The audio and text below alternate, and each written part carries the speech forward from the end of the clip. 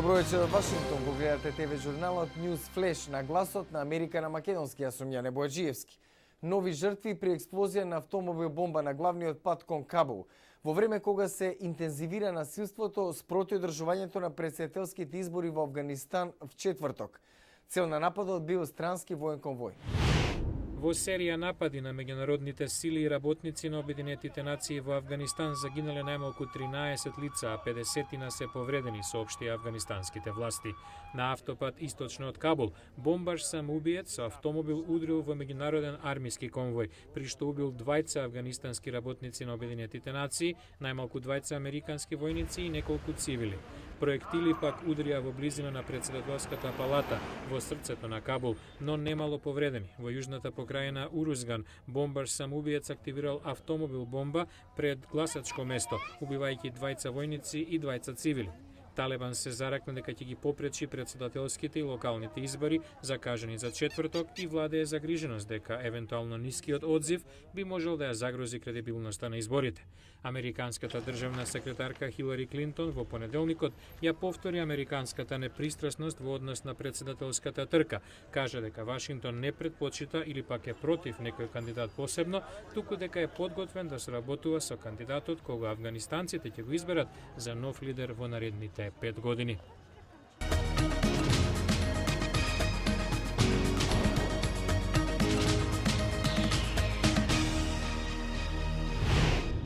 Египетскиот претседател Хосни Мубарак во Белата куќа ќе се сретне со американскиот претседател Барак Обама на разговори за блискоисточниот мировен процес и други прашања.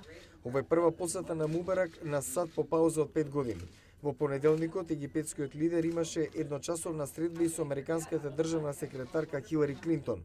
Портпарол на Стейт Департментот Пи.Џ. Краули соопшти дека Мубарак и Клинтон разговарале по бројни прашања како мировниот процес и ситуацијата во Иран и Судан.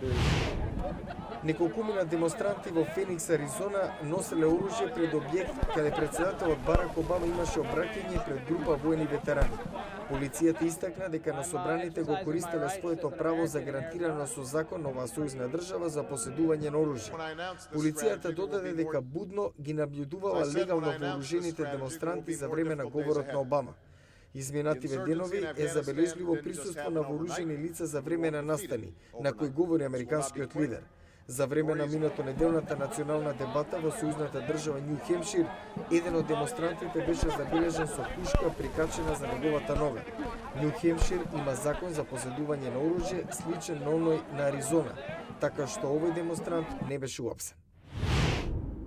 Американските власти покрена обвиненија против лице од Флорида и 2 соучесници за наводна злоупотреба на 130 милиони броеви на кредитни картички, што Одделот за правда го нарече најголемо гонење од таков вид во американската историја.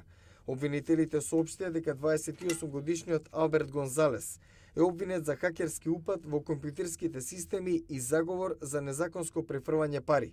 Тој е обвинет дека украл информации од кредитните картички на фирмите Heartland Payment Systems, 7-Eleven, најголемиот ланец на колонијали во САД, и Hanford Brothers Company, ланец на супермаркети.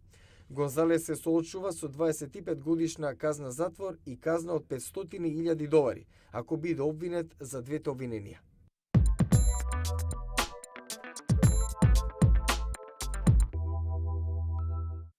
Во продолжение на News Flash, 40 години откако човекот стапна на месечината, НАСА планира да го пензионира Space Shuttle во 2010. Меѓутоа ќе бидат потребни уште дополнителни 5 години пред НАСА да го представи новото летало, со кое ќе може да се носат астронаути во Вселената.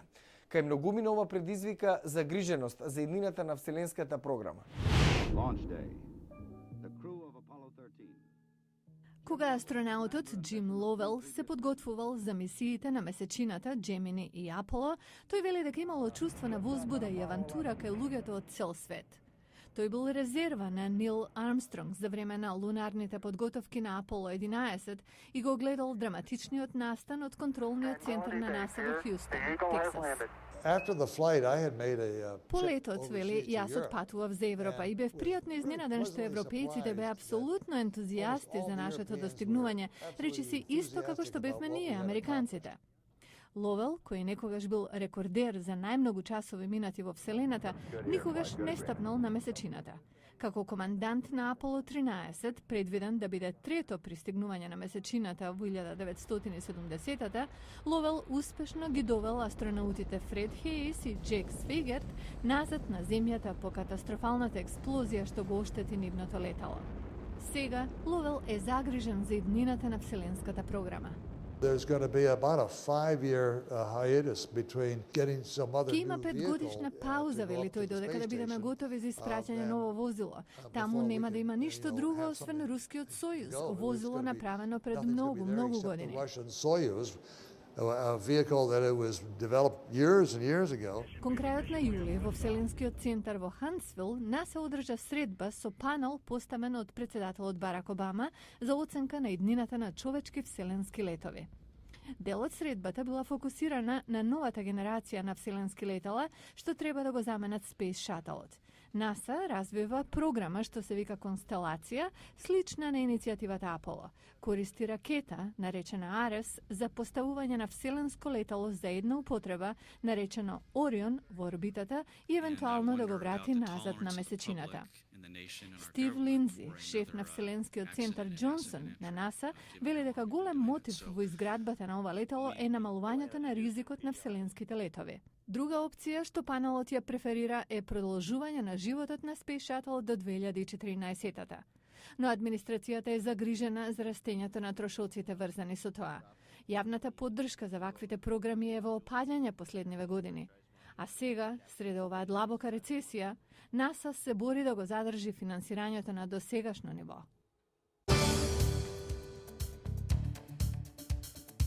Утре во Newsflash, македонец во Њујорк, професор доктор Гораст Росоклија.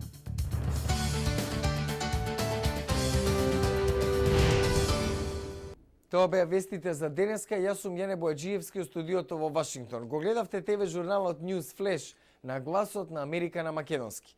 Најнови информации погледнете на нашата веб страница glasnaamerika.com. Пријатна вечер. Се гледаме утре.